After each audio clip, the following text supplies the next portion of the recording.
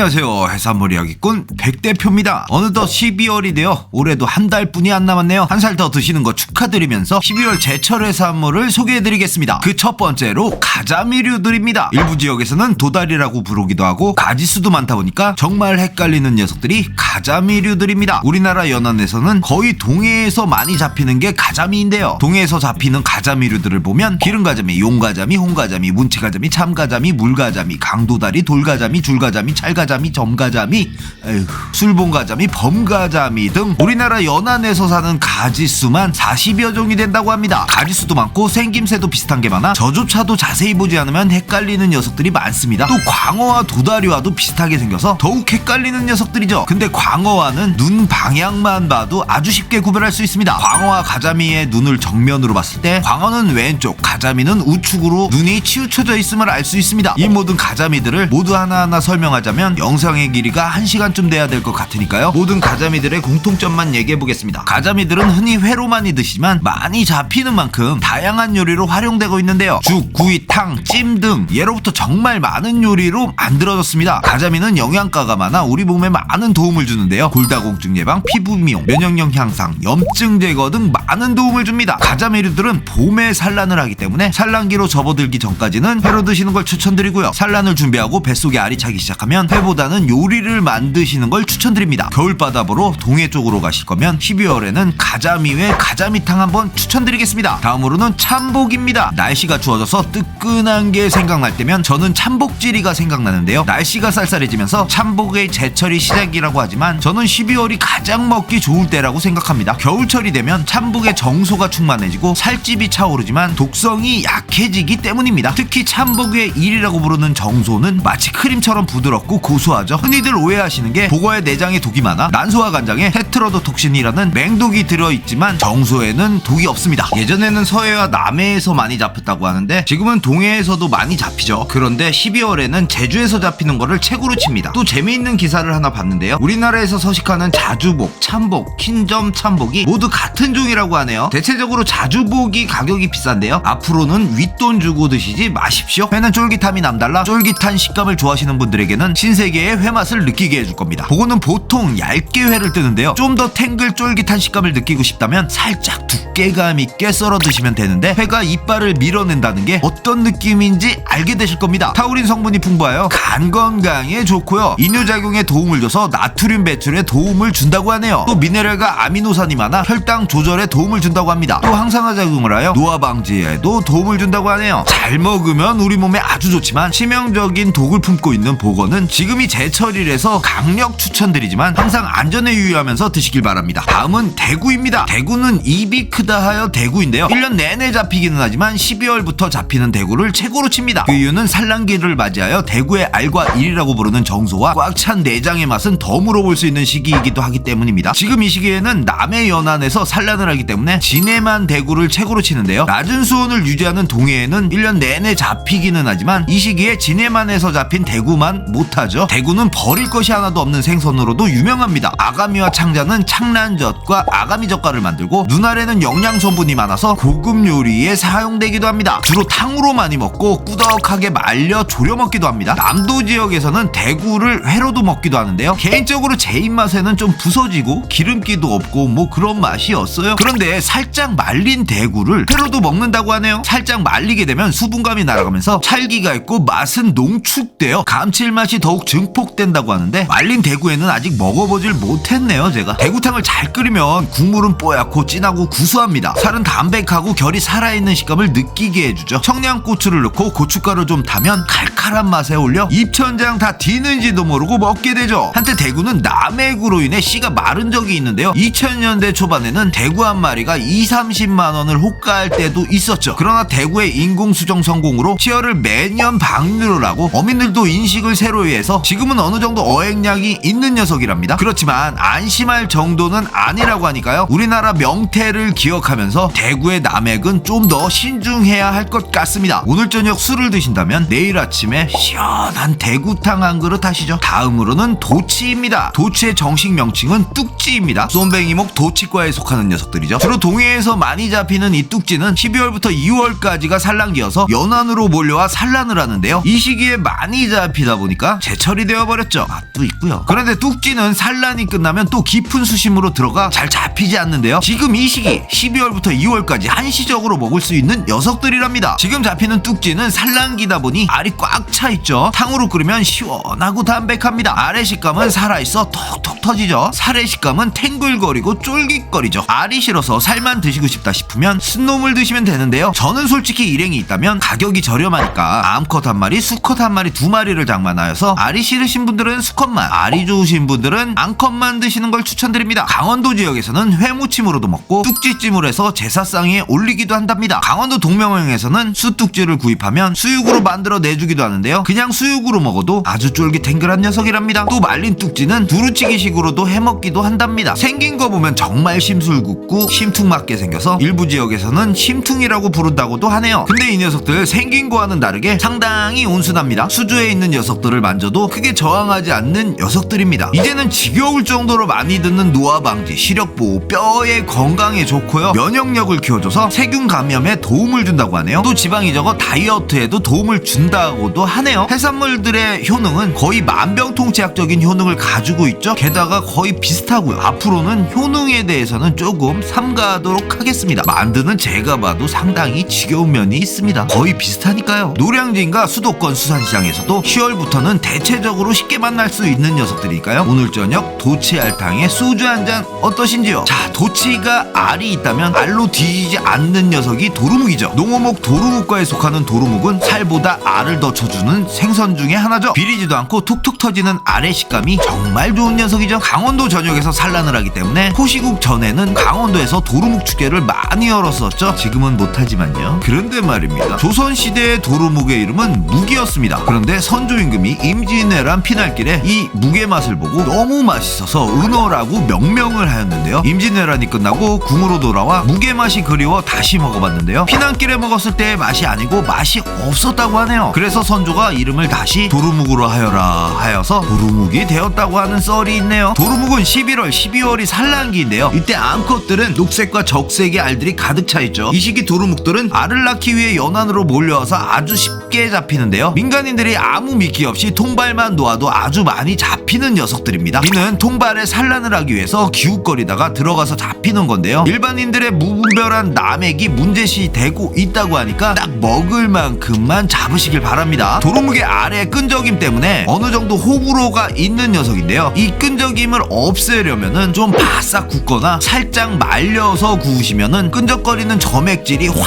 줄어듭니다. 참고하세요. 그리고 도루묵은 산란기가 되면 살의 맛은 좀 떨어지기 마련인데요. 진정한 도루묵 살의 맛을 느끼려면은 산란기가 아닐 때 먹으라고 강원도 현지인이 그러더라고요. 그리고 12월 중순부터는 도루묵의 알이 많이 딱딱해집니다. 그래서 먹기 불편할 수 있으니 알이 꽉 찬 도루묵은 너무 늦지 않게 드시길 바랍니다. 다음으로는 양미리입니다. 이 시기 연타 한 뿔에 도루묵과 함께 구워지는 녀석이 양미리죠. 그런데 말입니다. 우리가 양미리로 알고 있는 양미리가 양미리가 아닙니다. 정확히 말하면 우리가 알고 있는 양미리는 사실 노모 까나리과에 속하는 까나리입니다.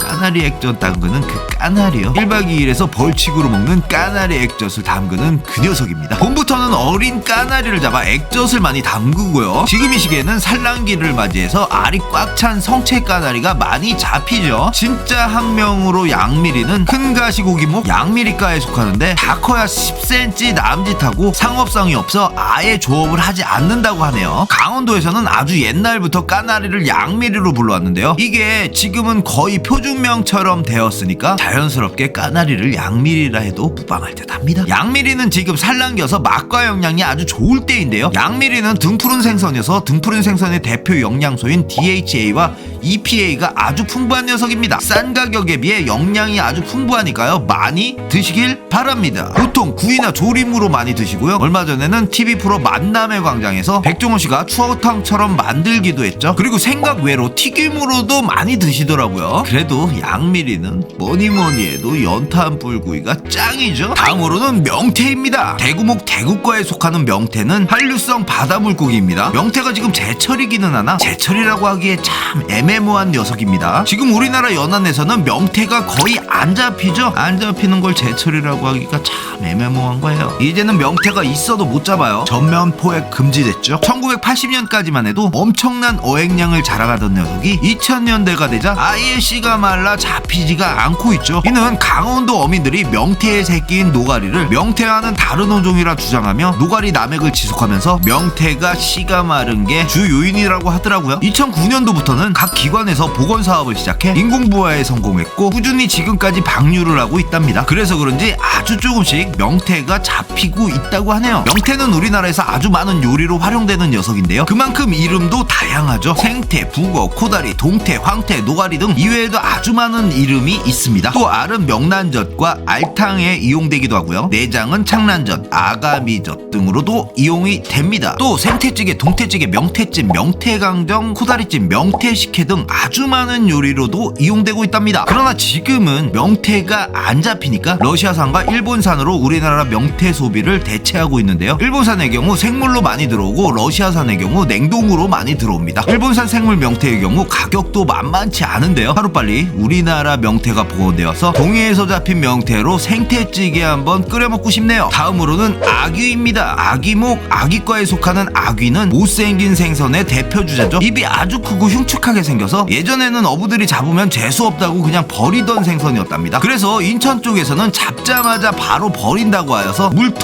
물텀벙이로 불리기도 했죠. 우리나라에서 대표적으로 아귀를 이용한 음식이 아귀찜인데요. 아귀찜 모르는 한국인은 없겠죠. 쫄깃하면서도 부드러운 살의 식감이 생긴 것과는 다르게 아주 고급지게 느껴지죠. 껍질 부위의 콜라겐스러운 식감은 쫀득쫀득 매니아층을 가지고 있죠. 또 아귀에 가는 바다의 푸아그라라고 불리고 아주 고급진 맛을 내죠. 버터 맛도 나고 우유 맛도 나고 아주 부드러운 게 와인을 부르는 맛입니다. 또 쫄깃쫄깃한 걸 좋아하시는 분은 아귀의 위도 즐겨 드시는데요. 노량진에서는 신선한 아귀의 위만 따로 팔기도 합니다. 최근 시세가 키로에 10,000원이었는데요. 가격도 저렴하죠. 지난번에 저도 라이브로 리뷰를 했었는데요. 부드러운 쫄깃함인 상상 이상의 식감을 자랑합니다. 동해 쪽에서는 작은 아귀가 잡히면 회로도 먹기도 하는데요. 보통 꼬리살만 회로 먹는데 그 식감이 아주 탱글탱글하고 달달한 맛을 자랑합니다. 아귀를 요리하기 전 좀 더 쫄깃한 식감으로 먹으려면 어느 정도 건조를 시켜서 조림이나 찜으로 해 먹으면 부드러운 식감보다는 쫄깃한 식감을 자랑하죠. 가격도 저렴하고 맛도 좋은 아귀. 오늘 저녁 제철 맞은 아귀로 아귀찜 한번 해서 빠라삐리뽀 한번 외쳐보시죠. 자, 이상 12월 제철 해산물이었습니다. 코로나가 점점 심해지고 있다고 합니다. 각별히 좀 신경을 쓰셔서 건강한 모습으로 우리 1월 제철 해산물 때 다시 만나요. 끝.